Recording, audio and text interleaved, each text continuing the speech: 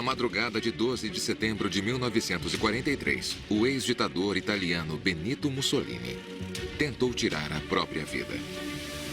Mussolini havia chegado ao fundo do poço. 1943 foi um ano realmente terrível para ele. O exército italiano estava sofrendo derrota atrás de derrota.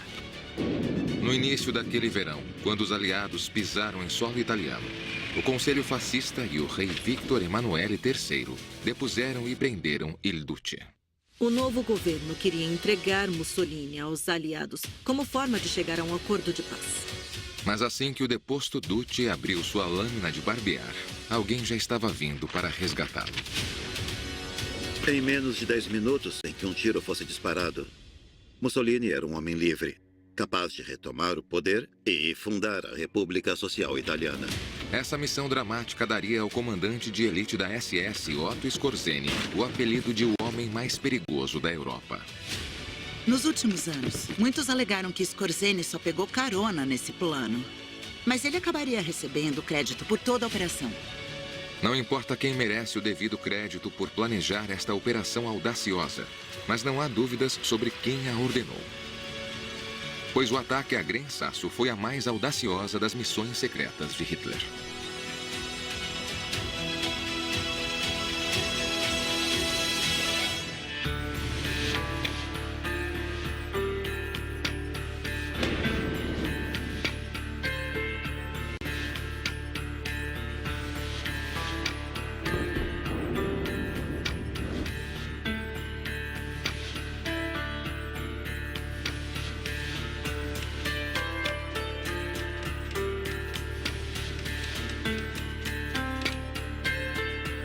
Operação Aire.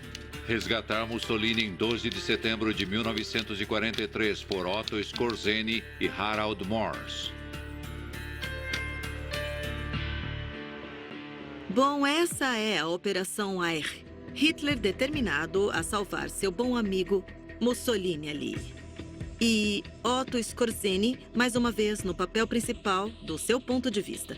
A realidade é que talvez ele não tenha feito tanto quanto propagou. Alemanha, 26 de julho de 1943. O capitão do Comando Especial SS Otto Skorzeny é convocado por Adolf Hitler. O capitão da SS encontrou o Führer preocupado. Mussolini, meu amigo e nosso leal camarada de armas, foi traído ontem por seu rei e preso por seus próprios compatriotas. Desde o final de 1942, as coisas iam mal para Benito Mussolini. Houve o colapso da Frente Africana e depois o fiasco do 8º Exército Italiano na Rússia. A Itália estava perdendo sua força na Segunda Guerra Mundial. E ainda por cima, Il Duce foi diagnosticado com gastrite e duodenite. Ele não estava liderando seu país de forma eficaz. E quando os aliados ganharam posição na Itália, ocupando assim a pequena ilha de Pantelleria, mas sem encontrar qualquer resistência, e depois desembarcando na Sicília em 10 de julho de 1943, vários oficiais italianos, bem como algumas personalidades pré-fascistas, começaram a conspirar contra o Duce para um amistício com os aliados. Em 25 de julho de 1943, 19 dos 28 membros do Grande Conselho do Fascismo expressaram voto de desconfiança em Mussolini. No dia seguinte, o rei italiano Victor Emanuele III convocou Il Duce ao seu palácio. Ele pessoalmente avisa Il Duce que sua vida está em perigo e o que ele deve fazer é deixar a residência real imediatamente dentro de uma ambulância. Mas, na verdade, essa ambulância não vai levar Mussolini para um lugar seguro, porque o rei, apesar de ser abertamente leal a Mussolini, na verdade, secretamente se aliou aos conspiradores. Ele mandou prender Mussolini, que agora será levado para um local desconhecido. O novo governo italiano queria quebrar sua cansativa aliança com a Alemanha nazista e tentar a paz com os aliados. E eles queriam usar o Mussolini como moeda de troca para intermediar essa paz. E os americanos estavam ansiosos para levar o ex-ditador a julgamento perante a Liga das Nações. Na manhã seguinte, na Toca do Lobo, Adolf Hitler ficou indignado com as notícias de Roma. Mais cedo, naquele dia, ele se reuniu com seus comandantes mais altos, não apenas para discutir operações destinadas a impedir o avanço dos aliados na Itália, mas também o resgate de Mussolini. Não posso e não vou deixar o maior filho da Itália em apuros. Para mim, Il Duce é a encarnação da antiga grandeza de Roma. A Itália, sob o novo governo, nos abandonará. Manterei a fé em meu velho aliado e querido amigo. Ele deve ser resgatado imediatamente ou será entregue aos aliados. Entre os oficiais naquela reunião estava o general Kurt Student, um condecorado as de caça da Primeira Guerra Mundial, que formou o Fallschirmjäger, uma divisão aérea de elite da Luftwaffe, que desempenhou um papel fundamental em muitos sucessos do eixo. Sugeriu-se que ele era o homem certo para liderar a operação de resgate do Duce. O Führer chamou o general Student de lado e deu suas instruções. Vá para Roma o mais rápido possível com todos os paraquedistas disponíveis. Uma de suas tarefas especiais é a descoberta e libertação de meu amigo Mussolini. Ele deve ser extraditado para os Estados Unidos. Mas Heinrich Himmler também está nessa reunião. E o chefe da SS está sempre procurando maneiras de infiltrar suas unidades SS nessas operações realmente importantes e de alto perfil. Ele não quer ficar fora da missão. O que ele faz? Força a participação de seu principal comandante. Este é o nosso velho amigo Otto Skorzeny. E dá para ver a cicatriz em seu rosto muito claramente. Vejam, vai desde a orelha até a boca. Ele tinha muito orgulho dessa cicatriz causada em seus anos de estudante, quando ele participava de duelos de esgrima. Mas claro que com o tempo ele é apelidado de Scarface, o que também é motivo de orgulho. Ele era muito carismático e essa cicatriz se tornou a marca dele. Ele era um nazista nato e se juntou à filial austríaca do partido em Viena, sua cidade natal, em 1931.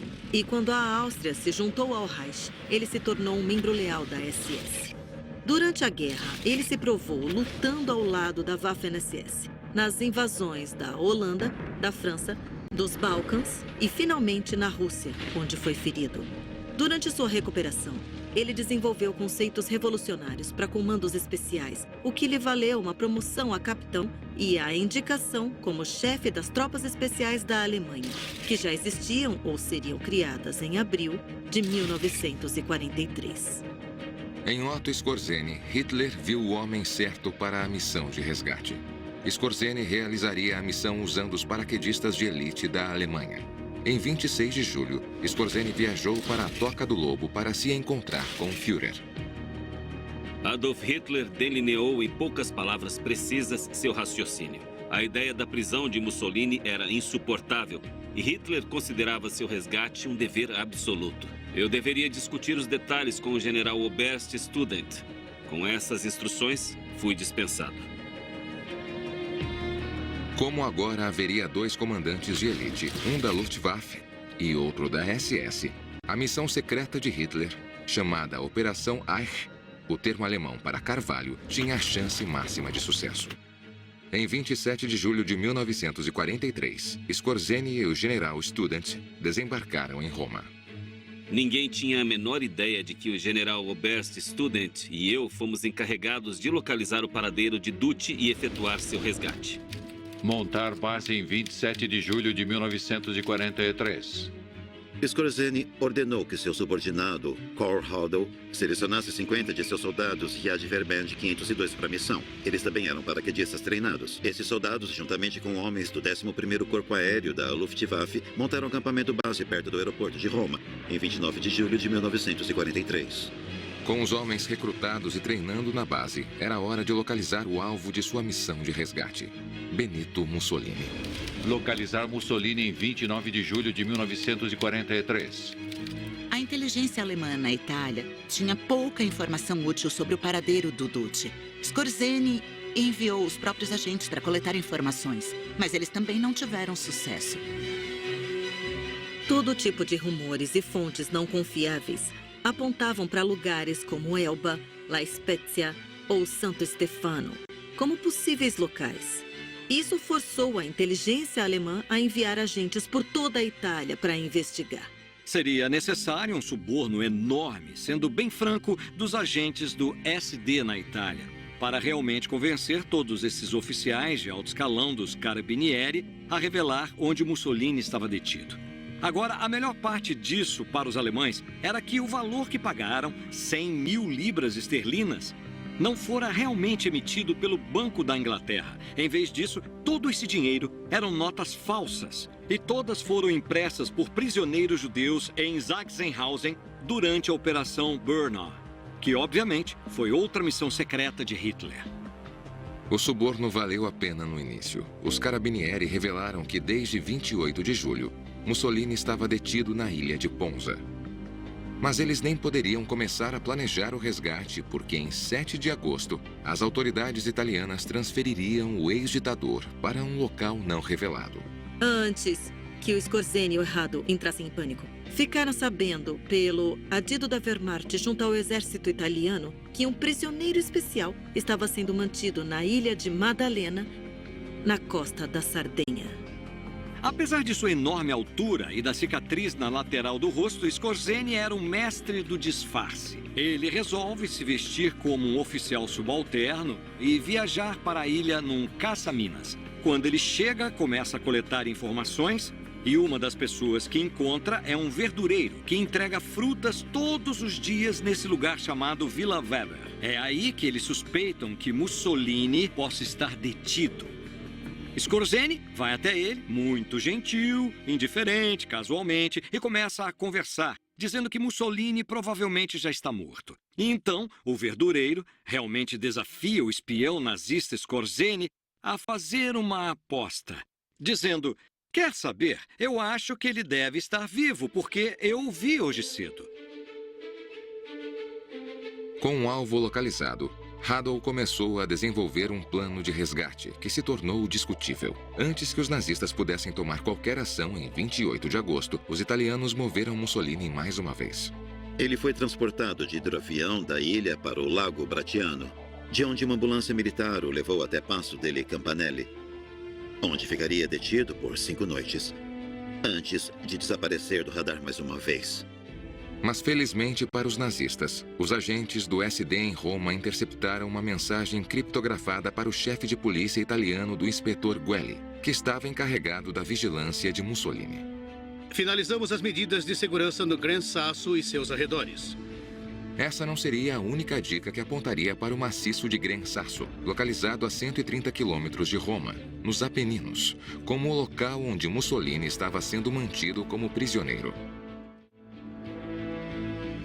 Sabe-se agora que um médico que queria montar uma casa de recuperação no Gran Sasso ligou para lá e foi bruscamente rejeitado. Mais tarde, ele falou sobre isso com o general Bersti Student e disse-lhe com toda certeza que Il Duce seria mantido prisioneiro naquele local. O edifício em questão era o Hotel Campo Imperatore, isolado no planalto de mesmo nome, a 2.130 metros acima do mar. Essa informação foi passada para Student, que informou Skorzeny. Os alemães finalmente sentiram que podiam confiar em sua inteligência e que Mussolini estava preso no Hotel Campo Imperatore, no topo da montanha, desde 1º de setembro. Nélio Panucci, então um jovem policial italiano que se ofereceu para proteger o hotel, lembra-se daquele dia. A certa altura chegou uma ambulância escoltada por alguns carabinieri. A ambulância abriu e Mussolini saiu de lá. Vá lá. O apartamento onde Mussolini foi preso, quarto 220, tinha uma sala de estar, um quarto, um banheiro e uma antessala.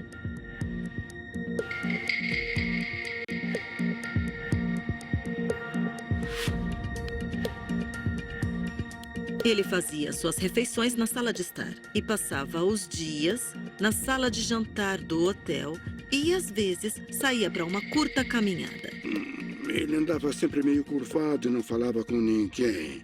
Apenas falava com o Marechal Carabinieri. E era o suficiente. À noite, geralmente após o jantar às 7 horas, ele descia para a sala de jantar do hotel, onde passava a noite jogando cartas ou escopone com os guardas. Mas o tempo estava se esgotando para os nazistas. Em 7 de setembro de 1943, temos o major-general estadunidense Maxwell D. Taylor chegando secretamente à Itália. Ele está lá para discutir o armistício pendente que foi assinado no dia seguinte. Student e Scorzeni precisavam preparar o plano para resgatar Mussolini antes que ele fosse entregue nas mãos dos aliados. Preparar o plano em 11 de setembro de 1943. Em 8 de setembro de 1943, Scorzeni e Randolph fizeram um reconhecimento aéreo de Gran Sasso. Então, aqui temos uma foto aérea do Hotel Campo Imperatore, onde Mussolini estava detido em 1943. O hotel só era acessível por um teleférico que subia 900 metros até ele, localizado a uma altitude de mais de 1.800 metros. Com fotos aéreas tiradas por Scorzeni do Hotel Campo Imperatore em mãos, Student contatou um de seus subordinados mais confiáveis. Major Harold Morse, que tinha apenas 32 anos, mas era um oficial duro e engenhoso que liderou tropas aéreas tanto na invasão da Holanda quanto no ataque à ilha de Creta. O ambicioso major prontamente expôs o plano a ser executado. Podemos dividir o plano em 3 fases. Fase 1. 12 planadores DFS-230, transportando as tropas de assalto, pousam em um pequeno campo aberto perto do hotel. Fase 2. Um comboio de 20 veículos, transportando 3 pelotões de paraquedistas da Luftwaffe e uma das tropas da SS, protege a extremidade inferior do funicular entre a vila e o hotel. Fase 3. As equipes de assalto correm para o hotel para o resgate através do pequeno prado avistado por Scorzeni durante a missão de reconhecimento aéreo. Von Berlepsch comandou a equipe de assalto. Escolhi ficar com as 2 companhias no vale, porque se algo desse errado com os planadores, eu ainda estaria em posição de supervisionar a operação e decidir o que fazer. Meu trabalho era comandar toda a operação, não apenas um aspecto. Ainda havia um grande problema: como tirar Mussolini dessa montanha? A decisão de Morse foi que levar Il Duce embora pela estrada é simplesmente muito perigoso. A última opção é esta. Ficou a cargo do piloto pessoal do general Student, o capitão Heinrich Gerlach, pousar seu avião Weissler Store bem ao lado do hotel, pegar Mussolini, voar e pousar no aeroporto Pratica di Mare de Roma. Esses pequenos aviões Weissler Store são projetados como aeronaves de resgate para o exército. Eles podem decolar em apenas 60 metros e pousar em apenas 20 metros. Mantendo o protocolo, o general Kurt Student discutiria o plano com Otto Scorzeni. De acordo com Morse, Scorzeni estava tentando enfatizar seu próprio papel na missão. Ele interferiu nos planos e insistiu em ter um fotógrafo, Tony Schneiders, acompanhando-os. Os alemães tinham uma organização de propaganda militar muito bem desenvolvida. Então, dentro da Wehrmacht e Waffen-SS, havia regimentos que eles chamavam de Kriegsberichter, correspondentes de guerra. Eram escritores, fotógrafos, cineastas, que os acompanharam em todo tipo de operações emocionantes. Ah, que beleza de tomada, olha só. E mostra que chegaram bem perto do hotel, a uns 15 metros de distância. Exatamente, é o clássico exemplo de propaganda. Você realiza esse resgate ousado e, se não for bem sucedido, eles não divulgam as imagens. Embora não estivesse satisfeito com a situação, o general Student aceitou o pedido de seu colaborador com a cicatriz no rosto.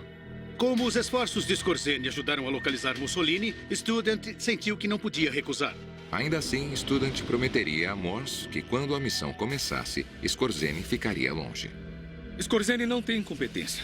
Ele está participando apenas como observador. Anos depois, Scorzeni escreveria em suas memórias que ele sozinho concebeu todo o plano para a Operação Air. Eu delineei junto com Hadl o nosso plano de ação e o apresentei ao general Oberst Student. Queríamos pousar com planadores perto do hotel e dominar sua guarnição num ataque surpresa. Um forte destacamento deveria simultaneamente subir o vale de Avezzano, tomar a estação teleférica e cobrir nossa retirada. Independentemente da autoria do plano, era hora de informar as unidades e se preparar para dar início à missão. No dia 11, houve uma conversa entre os oficiais sem qualquer indicação de datas. Mas o recado era que naquela noite, às 2 da manhã, teríamos que entrar nos caminhões com um equipamento de campo. Soubemos que a ação tinha que ocorrer numa montanha íngreme e que um oficial superior do exército italiano tinha que ser preso ou libertado. O nome, infelizmente, não nos foi comunicado. Sabíamos que era uma operação de planador e não uma operação de paraquedas. E então descobriu-se que era uma operação de montanha, que poderia estar ventando, que não era possível pular. Não dá para saber para onde o vento teria nos levado. Libertar Mussolini. Campo Imperatore, 12 de setembro. A primeira companhia decolou no início da manhã de 12 de setembro, em direção à Pratica di Mare, o aeroporto perto de Roma. E a partir daí, a operação dos planadores deveria começar. A unidade alemã motorizada, comandada pelo Major Harold Morse, começa a se mover para o local da estação de partida do teleférico. Mandamos levar todos os caminhões italianos para a capitulação e com eles partimos. Fomos precedidos por motos, porque tivemos que ocupar a estação no vale para que não ficasse óbvio que já estávamos lá.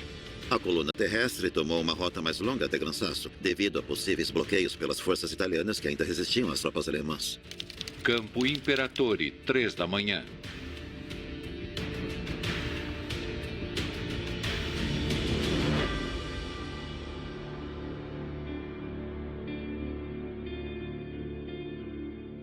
Dentro do Hotel Campo Imperatore, o marechal dos carabineiros Osvaldo Antiti, que guardava a porta de Mussolini, sentiu que algo estranho estava acontecendo.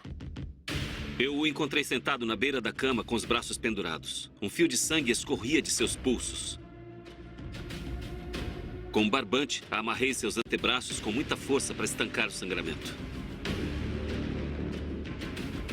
Fernando Soletti, o inspetor-geral da polícia, foi pego pelos nazistas no Ministério do Interior em Roma e escoltado até o aeroporto de Pratica di Mare. O general Student pediu para que ele acompanhasse os paraquedistas na operação, acreditando que a presença de Soletti poderia ajudar a evitar derramamento de sangue desnecessário. Ele não queria ir. Ele estava bem ciente de que teria que fazer alguma coisa que pudesse prejudicar sua reputação. Ou então que fosse contra seu senso de honra. Como soubemos mais tarde, ele queria atirar neles. Não queria voar. E 2 homens da SS tiraram a arma que ele tinha. Mais tarde, naquela manhã, os guardas do Hotel Campo Imperatore começaram a notar coisas incomuns. Mussolini estava muito inquieto naquela manhã. Ele nem queria jogar cartas com o Marechal Antiti, como fez no dia anterior. E havia uma mulher chamada Liseta, uma das funcionárias do hotel encarregada de cuidar dele, e ele não lhe dirigiu a palavra. Havia algo errado.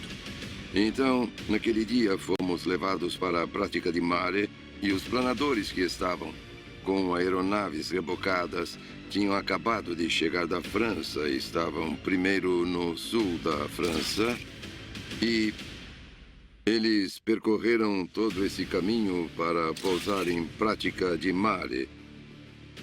Durou cerca de 2 horas e depois os aviões foram reabastecidos. Quando a grande coluna terrestre, liderada por Morse, passou pela cidade de L'Aquila, atraiu a atenção do prefeito local, que imediatamente chamou pelo rádio o inspetor Guelli, no Hotel Campo Imperatore. Ele diz que tem algo importante para comunicar e que eles devem se encontrar na estação inferior do teleférico em 30 minutos. Hotel Campo Imperatore, 11h30 da manhã. Mussolini desce para a sala de jantar e nem toca na comida. Ele está muito agitado. De repente, ele ouve um certo estrondo no céu e é claramente o som de aeronaves se aproximando. Isso é claramente muito preocupante. Esses aviões são alemães? São britânicos? O que eles são? Angustiado, Mussolini abre o coração com um dos guardas. Eu não suporto a possibilidade de ser feito prisioneiro pelos ingleses. Eu prefiro a morte a esta grave desgraça. Fonte Carreto, 11h30.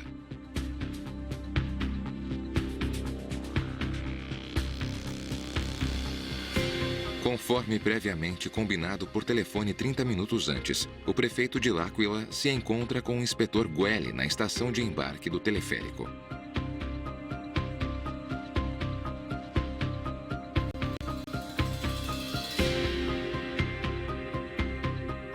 Ele avisa o Guelli que viu a coluna alemã e que é provável que ocorra um ataque e talvez seja uma boa ideia mover Mussolini para um outro local.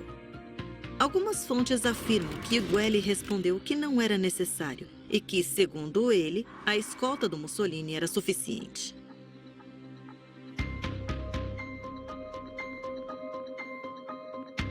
Outras fontes afirmaram que depois que Guelli voltou, ele ordenou que aumentassem a guarda da estação superior para 40 homens. Ainda assim, ele nunca disse para seus oficiais soarem qualquer alarme.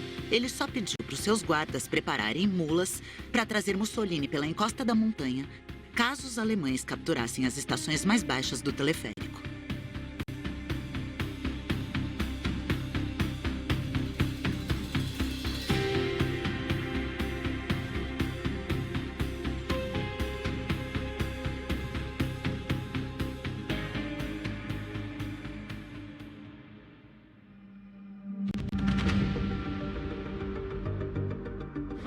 Enquanto isso, no aeroporto Pratica di Mare, os paraquedistas recebiam as orientações finais.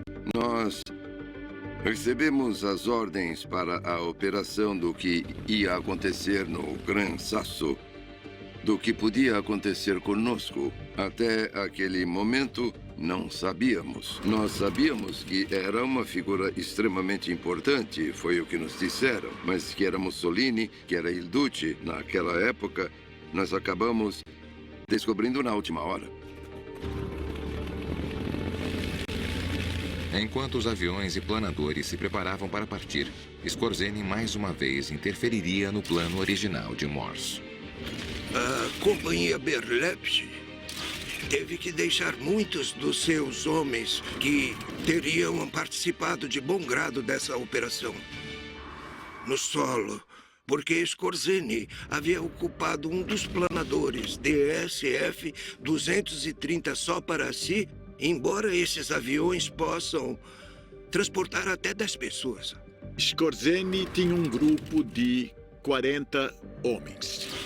E como havia feito toda a pesquisa sobre Mussolini, o general Student permitiu que ele levasse 20 homens da SS com ele. Apesar da discussão, os paraquedistas se prepararam para embarcar nos planadores e seguir com a missão. À 1h05 da tarde, os aviões decolam com os planadores a reboque. Era o ponto sem volta para as tropas aéreas. Como descrever o sentimento quando a gente está numa posição como essa, sabe? Supondo que os aviões de combate aliados, por algum motivo, soubessem dessa história, eles poderiam ter atirado em nós como se fôssemos pardais, empoleirados num fio de alta tensão. Uau, isso é brilhante! É a filmagem real desse ataque. Que incrível! Esses são os planadores sendo rebocados para o ar. Ninguém ia querer estar aí. O fato é que se você está num desses planadores é porque vai descer no topo de uma montanha e em seguida executar um ataque potencialmente suicida.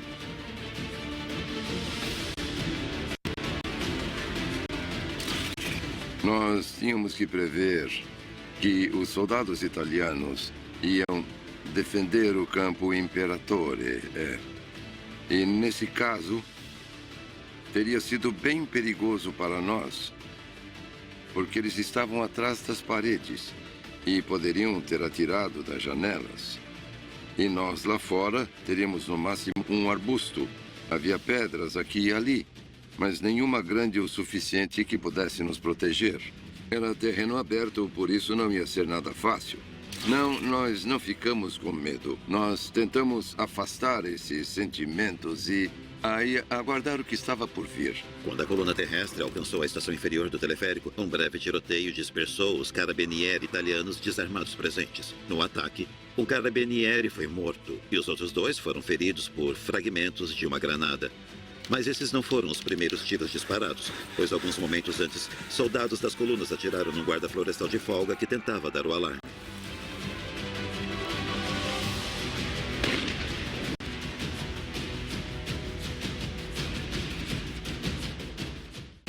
Dentro do Hotel Campo Imperatore, enquanto o Marechal Antiti leva Mussolini de volta ao seu apartamento, o rugido dos aviões que se aproximam faz os 2 homens correrem para a janela. Um planador pousou a 100 metros de distância do prédio. 4 ou 5 homens de caqui saíram, montaram rapidamente 2 metralhadoras e avançaram. Depois de alguns segundos, outros planadores pousaram nas imediações. E os homens repetiram a mesma manobra.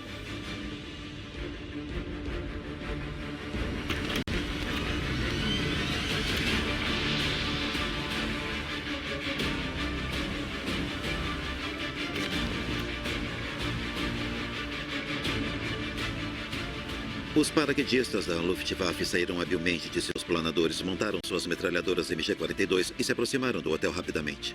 Aterrissamos atrás, ou melhor, na parte de trás do hotel, onde havia uma espécie de rotunda.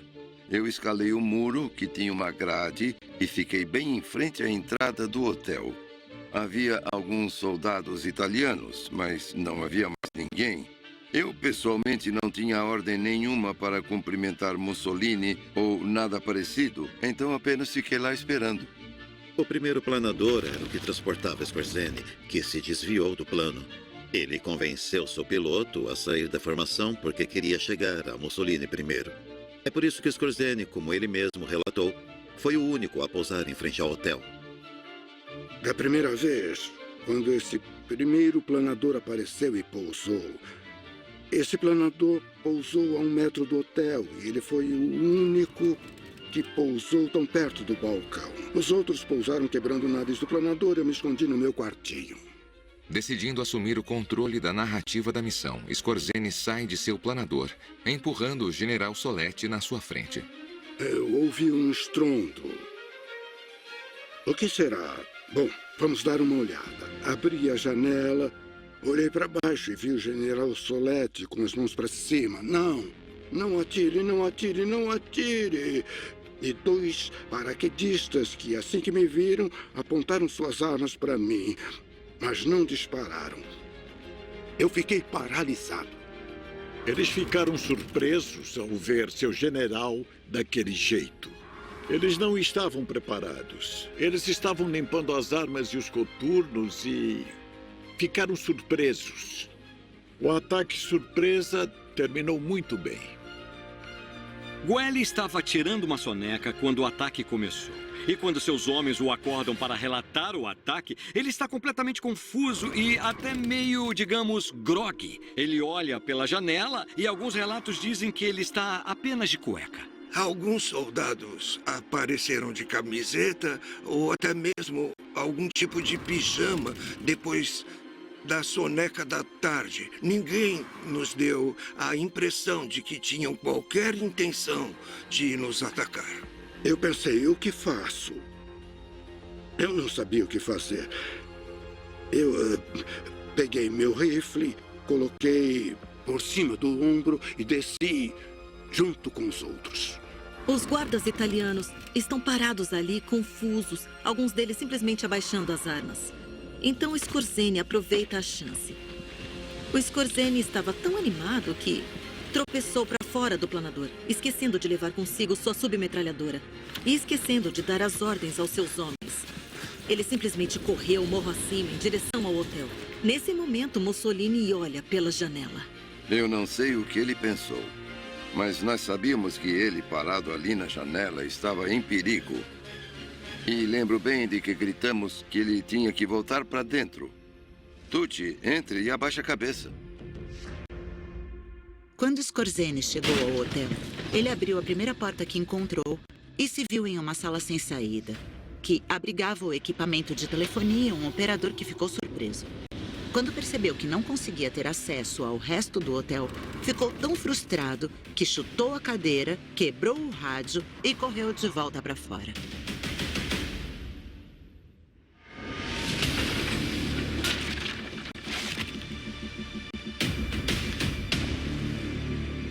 Enquanto Skorzeny procura uma maneira de entrar no hotel, Faiola corre até o quarto de Mussolini para protegê-lo pessoalmente. Mas ele também se pergunta se Mussolini deve ser baleado se os alemães conseguirem entrar no hotel. Mussolini está ciente do perigo e diz a Faiola: escute, se você me matar, todas essas tropas alemãs, é muito provável que executem todos os carabinieri como represália. Isso parece fazer com que Faiola mude de ideia e poupe a vida de Mussolini. Não querendo perder mais tempo procurando outra maneira de entrar, Skorzeny decide subir pelo lado de fora do prédio. Eu me abaixei para permitir que ele subisse nas minhas costas a fim de escalar o muro. Ele era um homem bem pesado. E é assim que o Skorzeny é o primeiro a entrar no hotel. E ele vai direto para o quarto do Mussolini.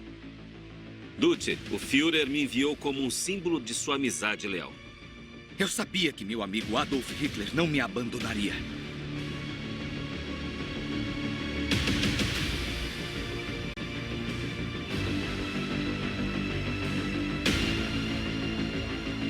Toda a operação no Hotel Campo Imperatore foi concluída em menos de 10 minutos.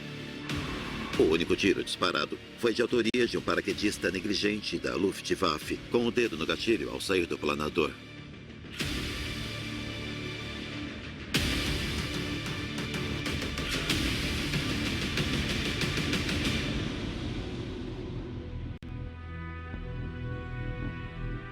Da estação de teleférico inferior, o Major Morse liga para o Campo Imperatore para obter uma atualização imediata da situação. O prisioneiro está vivo ou morto? Vivo.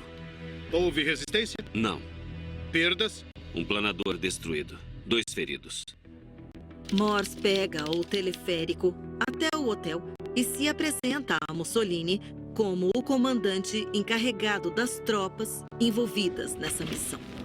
Ele estava com a barba por fazer e parecia doente. Disse que estava feliz por terem sido os alemães que o resgataram e não os ingleses.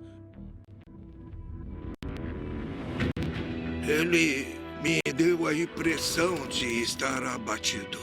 Ele não demonstrou qualquer sinal de alegria com sua libertação. Acho que ele percebeu que, embora estivesse livre, não havia verdadeira libertação para ele. Skorzeny imediatamente ligou para seu chefe Heinrich Himmler para avisar a Alemanha de que a SS tinha Mussolini sob seus cuidados. Skorzeny então acompanhou Mussolini triunfantemente para fora do prédio do hotel. A atmosfera não poderia ser mais descontraída. Italianos e alemães estavam juntos ali, pacificamente, como se nunca tivessem deixado de ser aliados. Nenhum de nós, nem os alemães e nem os italianos, queríamos um tiroteio, porque não valia a pena causar um massacre por Mussolini. Vejam Skorzeny se espremendo nas imagens. É estranhamente vestido com o uniforme da Luftwaffe. Ele sempre foi meio... O olhar do Mussolini, tá vendo? meio aliviado, mas também nervoso por entrar nessa engenhoca. Não é de surpreender, tendo em mente que eles vão fazer um mergulho de andorinha no topo da montanha num pequeno avião. Mussolini é conduzido pelo braço até o avião e içado a bordo. Skorzeny insiste em subir a bordo também, mas o piloto prontamente se recusa. O avião tem apenas 2 assentos e decolar de uma pista tão improvisada com uma carga normal já era bastante difícil, mas carregar um passageiro extra pesando mais 100 quilos é quase suicida. Skorzeny insiste que ele tem ordens expressas do próprio Adolf Hitler para voar com Mussolini. Só resta a Gerlach aceitar isso. E Skorzeny, não se esqueça, é um cara muito grande e pesado. Ele sobe nesse avião e se espreme no espaço para bagagem logo atrás de Mussolini. A pista tinha apenas alguns metros de comprimento, curta demais para uma decolagem convencional e terminava num penhasco sobre o vale. Quando o avião decolou, voou horizontalmente por um tempo e depois pareceu cair no vazio. Todos correram para a beira do penhasco, temendo o pior. Mas suspiraram de alívio quando viram o avião recuperar altitude e se dirigir para o leste na direção do mar. Moore se comunica pelo rádio com o general Student dizendo: missão cumprida, Il Duce partiu. Mais tarde, Student liga para o quartel-general de Hitler, ordem executada em 85 minutos e sem um tiro de rifle.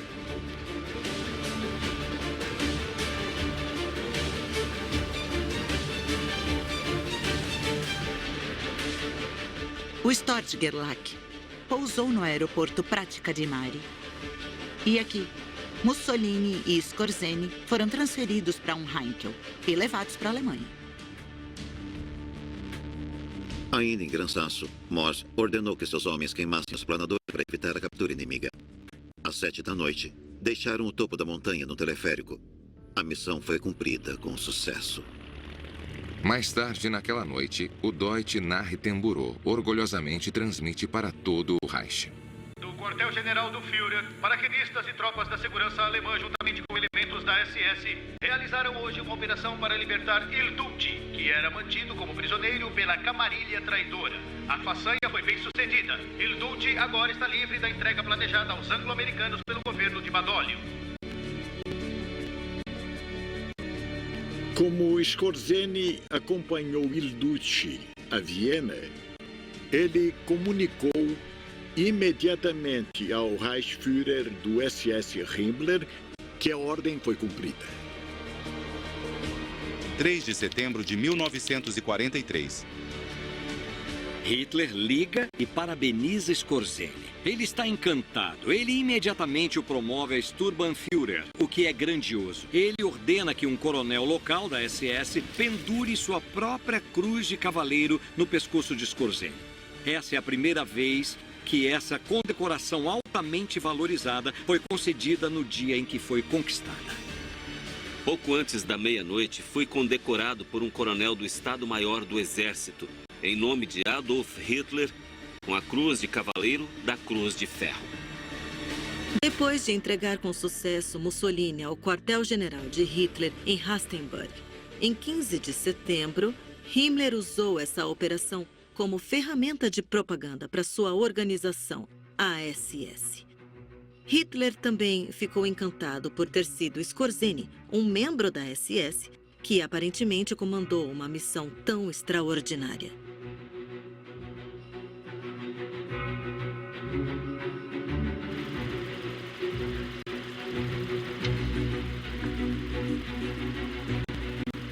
Quando ele volta para a Alemanha nazista, ele é um herói da noite para o dia. Ele exagerou sobre a participação dele, não foi? É, realmente. Ele exagerou. Mas, sem dúvida, valeu a pena para ele, porque ele era o cara. E ele também era famoso, tanto entre os aliados quanto na Alemanha. O que não ajudou muito foi o fim da guerra, não é? Pois é, ele se safou. Então, na ocasião em que a notícia chegou à Alemanha, mencionava a SS. Respectivamente, Skorzeny e os paraquedistas também foram mencionados. Também correu a notícia de que 1/3 dos paraquedistas tinha morrido durante aquela operação. Na verdade, as buscas foram muito mal feitas. Meus pais temiam que eu estivesse entre as vítimas. Felizmente, isso não aconteceu, embora, na verdade, não houvesse vítimas entre nós. Quando os paraquedistas de Student ouvem os relatos nos próximos dias, ficam furiosos. A SS levou todo o crédito pela operação. Mas foram os paraquedistas que a planejaram, foram os paraquedistas que a realizaram. E Morse vai até o general Student e diz: ouça, esse relato tem que ser mudado. Student prontamente emitiu sua própria queixa a Hermann Göring, o chefe da Luftwaffe. Mas Göring ordenou que os paraquedistas deixassem o assunto de lado e não reclamassem da versão de Skorzeny. Isso foi ousado. Göring não podia mais ir ao Führer porque o Heinrich Celestial, como chamávamos o Reichsführer Himmler, havia relatado a Hitler. A ordem foi cumprida, mas, na verdade, a operação foi realizada pelo general Student e pelos paraquedistas. Student também abordou Himmler para pedir que compartilhasse o crédito com os paraquedistas. Mas Himmler não estava preparado a ceder. Student acabaria explicando ao Major Morse que não queria ter problemas com Himmler.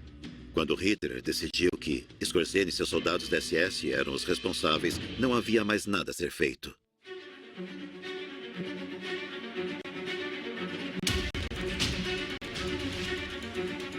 O resultado da operação faz a fama de Skorzeny, ou melhor, isso cimenta sua reputação no Terceiro Reich. Mas também em outros lugares, mesmo entre seus inimigos, e eles passam a apelidá-lo para o deleite de Skorzeny, o homem mais perigoso da Europa. Skorzeny ganhou a confiança de Hitler para lançar outras missões secretas, culminando na monumental Operação Greif, quando seu comando especial semearia com sucesso o caos atrás das linhas aliadas durante a Batalha do Bulge.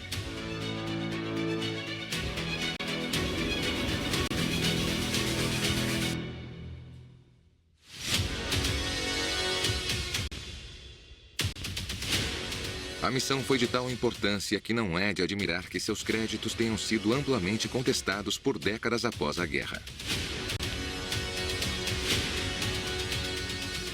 Foi uma obra-prima. Se tivesse dado errado, com certeza ninguém saberia de nada.